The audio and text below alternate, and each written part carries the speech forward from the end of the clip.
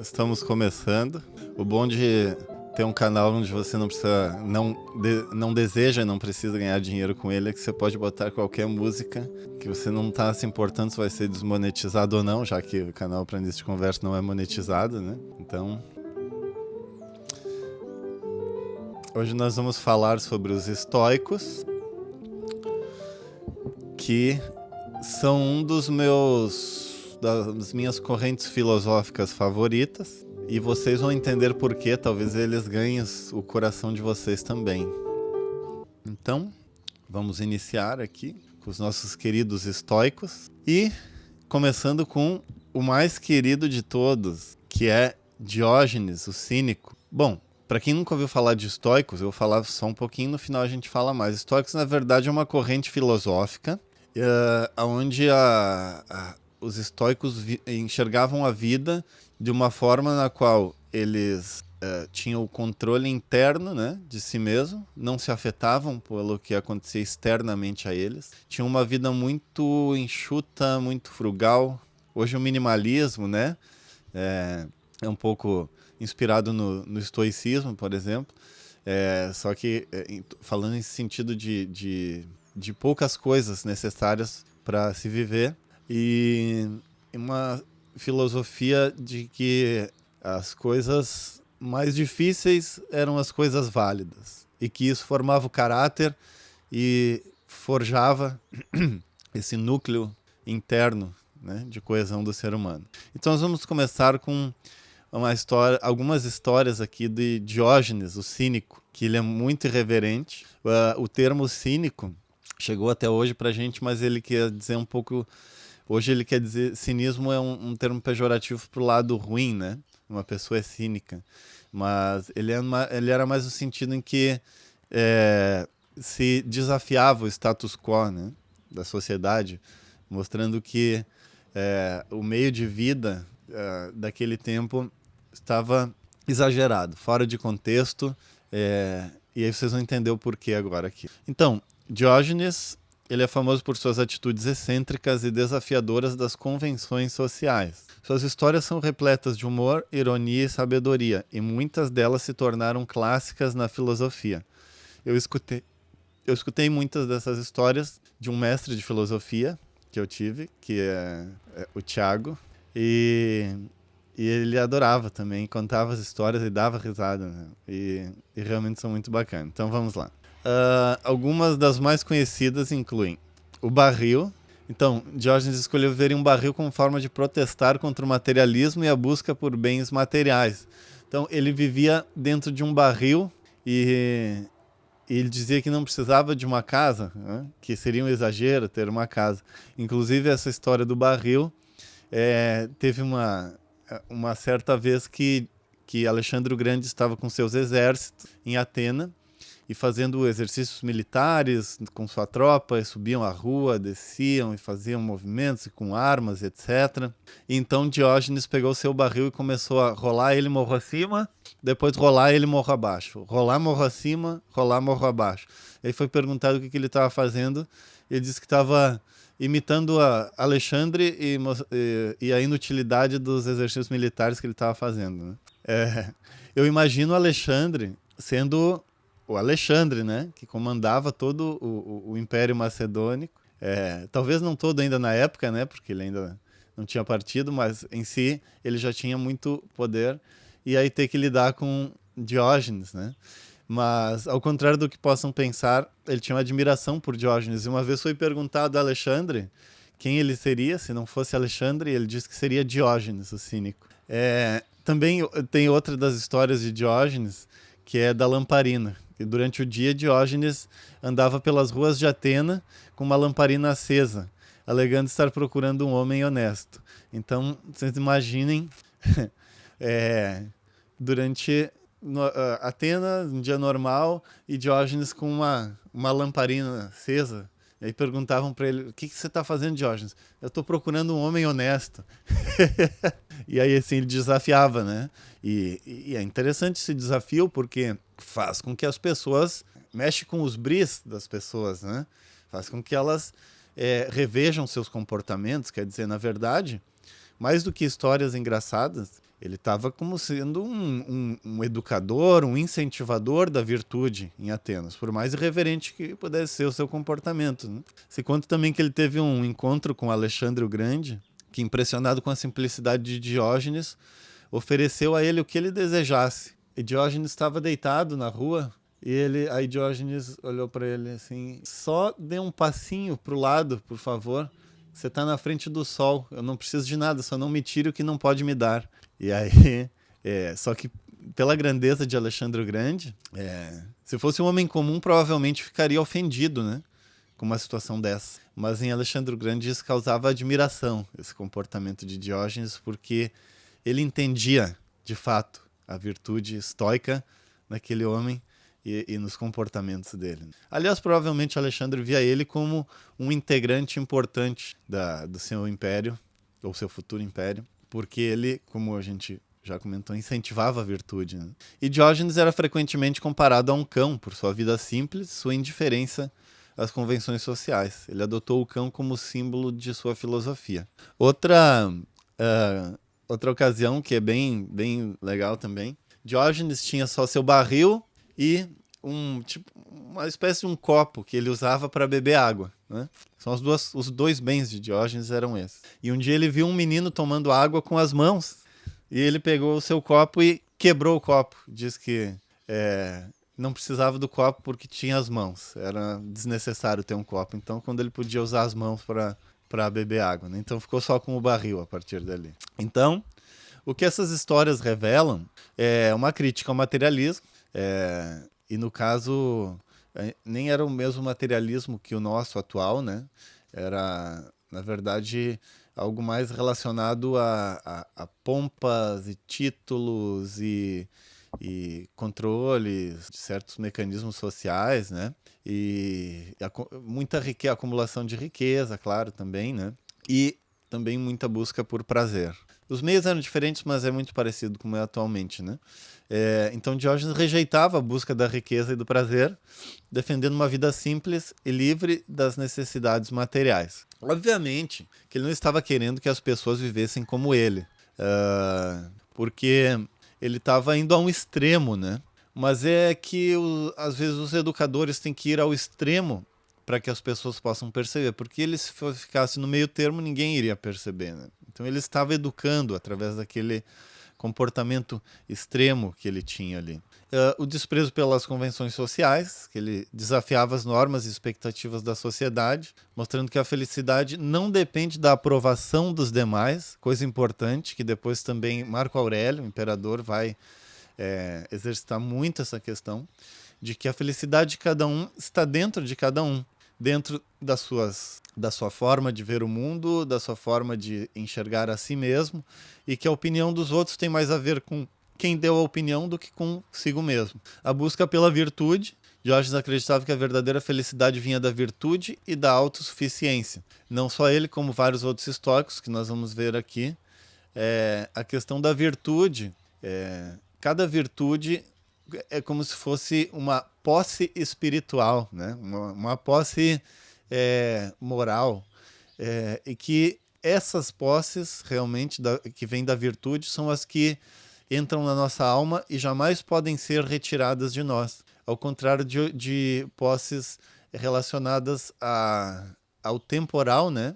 Ao que é físico e efêmero, que essas posses são ilusórias, não ocasionam o crescimento, a evolução humana, e além disso, elas de fato nem nos pertencem, porque no momento da morte, ou até antes, né, podem ser retiradas de nós.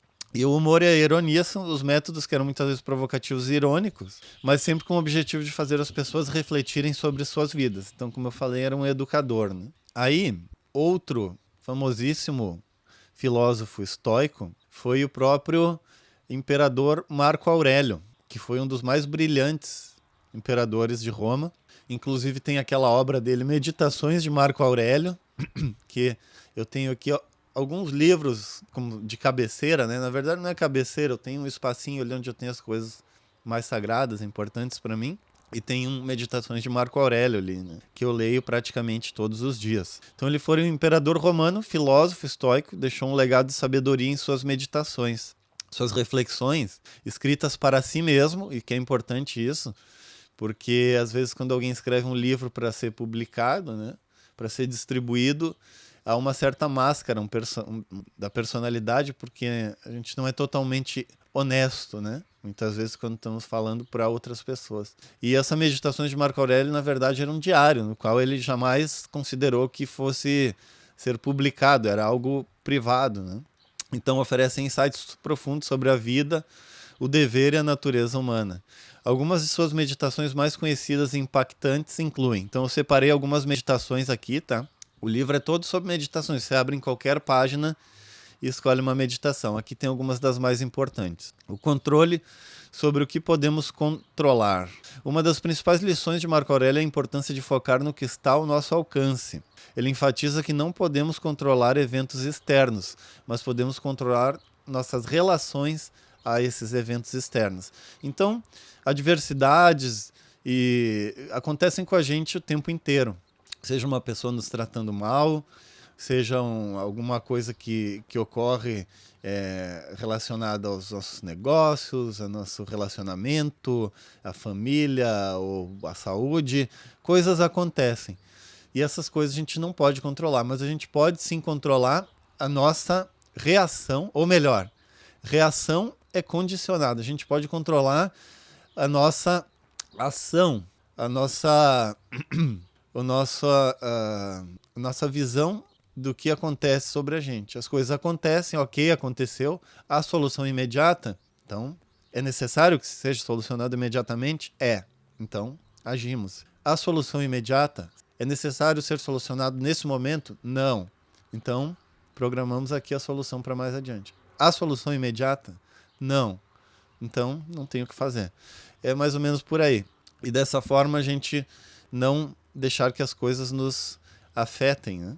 Termos essa coesão interna. Ele falava também da importância do presente. O imperador romano nos lembra que o passado já se foi e o futuro ainda não chegou. A única coisa que temos é o presente e é nele que devemos viver plenamente. Igual a todas as filosofias que nós temos falado todos os dias. É incrível que todos falam a mesma coisa.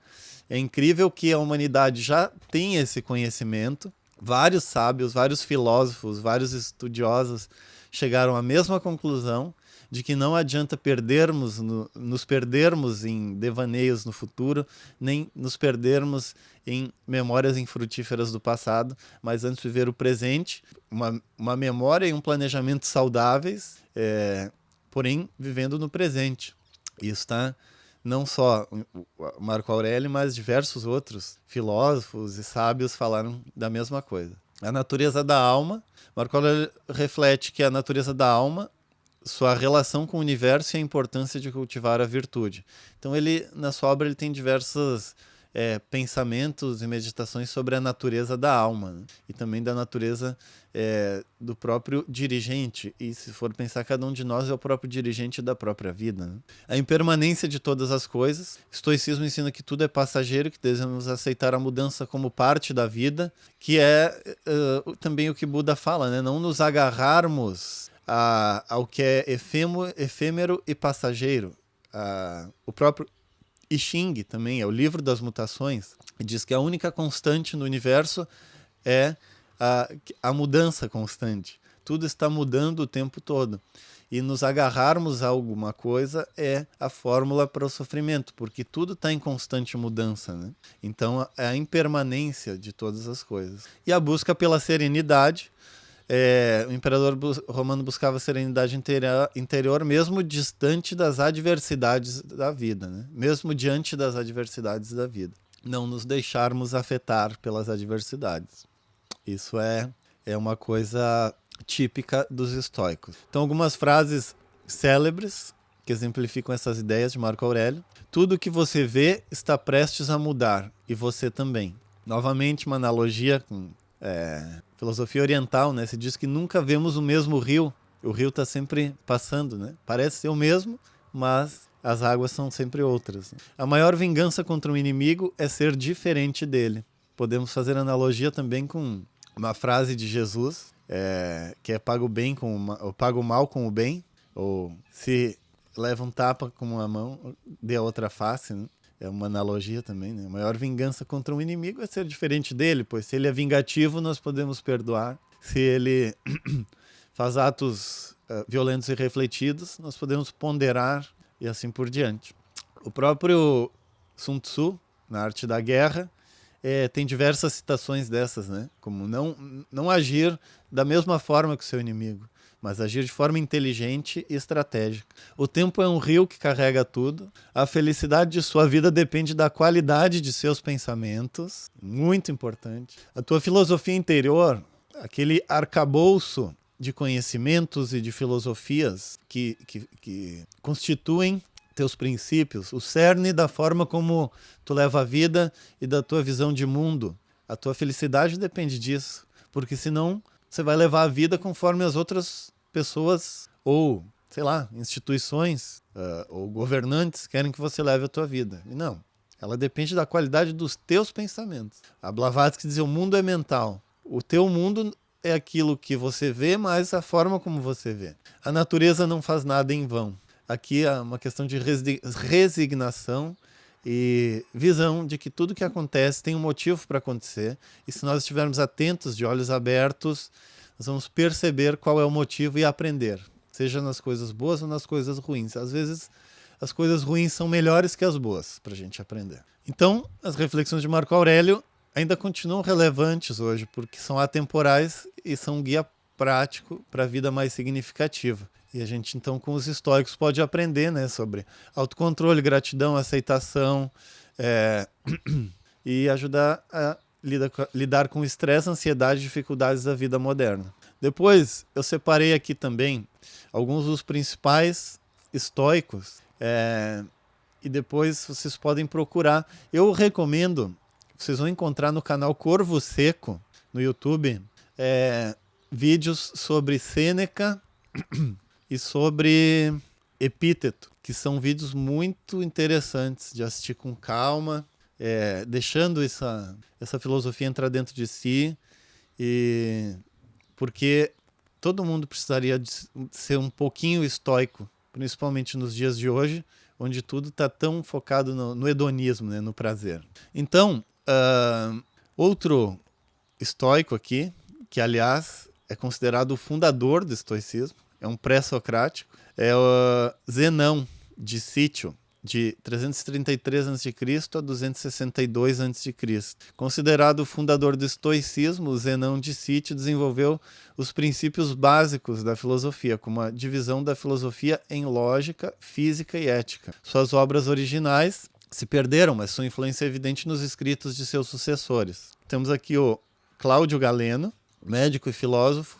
Galeno incorporou princípios estoicos em suas obras sobre medicina e ética. Ele enfatizava a importância da razão e da autodisciplina para alcançar a saúde física e mental. Claro, autodisciplina, né? Hoje nós sabemos que um dos aspectos da autodisciplina, que seria a disciplina dos exercícios físicos, para a saúde física é essencial, né? E a razão também, como até doenças psicossomáticas vêm da nossa mente descontrolada, emoções descontroladas, né? Então a razão e a autodisciplina para alcançar a saúde física e mental, muito importante. Então, talvez essa epidemia de pessoas tomando remédio, né, para ansiedade e vários outros maus psicológicos, esteja no estoicismo, né? Assumir a responsabilidade dos seus atos e procurar ser mais sóbrio, mais estoico, né, nas suas ações. Depois temos aqui Epíteto. Ele foi escravo e foi liberto, tornou-se um dos mais importantes filósofos estoicos. Eu gosto muito do Epíteto. Suas ideias, transmitidas através de seus discípulos, foram compiladas no Manual de Epíteto, um guia prático para viver de acordo com a natureza. E aí ele fala sobre todos esses assuntos de não se afetar com o que os outros falam, saber aproveitar as críticas dos demais, o comportamento contra nós mesmos, para forjar o nosso próprio caráter e autocontrole, nossa temperança, nossa prudência. Quanto menos necessidades temos, mais ricos nos tornamos. Ao contrário que mesmo alguém com muitas posses, se tiver necessidades ilimitadas, sempre vai ser vai haver a questão da carência, né, de não estar satisfeito com as coisas. Aí tem Marco Aurélio, que nós já falamos, né, imperador romano e filósofo, não preciso mais falar sobre ele. Sêneca foi conselheiro do imperador Nero. Sêneca escreveu diversas obras sobre ética e política, como Cartas a Lucílio e sobre a brevidade da vida. Suas ideias sobre a virtude, felicidade e paz interior influenciaram gerações de filósofos. É outro, assim como Epíteto, que é leitura obrigatória, Sêneca. Com certeza, depois de ler Sêneca, você não vai sair do mesmo jeito que iniciou. Isso vai se tornar armas para você lidar, não para você agredir, né? Armas para você se defender contra coisas que podem estar te afetando sem necessidade atualmente. Sejam agressões verbais, sejam injustiças que acontecem. Tudo isso você pode, através das suas armas estoicas, não mais se afetar com esse tipo de coisa. Então, o resumo das obras e principais ideias dos estoicos. Então, dizer não, fundamentos do estoicismo, divisão da filosofia em lógica, física e ética. E aqui a gente está indo já para um resumo final, tá? Então, se tiverem perguntas, podem fazer. Cláudio Galeno, a incorporação do estoicismo à medicina, a importância da razão e da autodisciplina para a saúde. Epíteto, eu tenho o manual do Epíteto, manual de Epíteto, guia prático para viver de acordo com a natureza, foco na liberdade interior. Marco Aurélio, reflexões sobre a vida, a morte e a natureza humana, autocontrole e aceitação do destino. Sêneca, Cartas a Lucílio sobre a brevidade da vida, fala da ética, da felicidade, da paz interior e da virtude. Marco Aurélio, Sêneca e Epíteto são 3 filósofos que, se você não leu, você precisa ler. Isso vai fazer mudanças na sua vida, eu garanto. Então, o legado do estoicismo, que as ideias dos filósofos estoicos continuam relevantes nos dias atuais, a busca pela virtude, a importância da razão, a aceitação do que não podemos controlar e o foco no presente são os princípios que podem nos ajudar a viver uma vida mais plena, significativa. Então, aqui finalizamos nosso estudo sobre os estoicos. Se você tiver dúvidas, mesmo depois da live agora, você pode colocar aqui perguntas no chat, nos comentários, melhor dizendo, que eu vou responder para você. E também não esqueça de se inscrever aqui no canal, né, e curtir se você gostou. E todos os dias, quase sempre na parte da manhã, ali pelas 10 da manhã, eu faço lives aqui. E então, te espero nas próximas lives. Quem não conseguiu pegar essa live desde o início, pode voltar para o início, né, agora. E espero que tenha sido proveitoso. Para mim foi muito. Me fez relembrar algumas coisas dos estoicos e também, com certeza, vai me fazer pegar agora alguns livros estoicos e dar mais uma estudada, além da que eu dei para fazer essa live de hoje aqui. Tá bom? Então, obrigado por ter acompanhado aqui. Um grande abraço.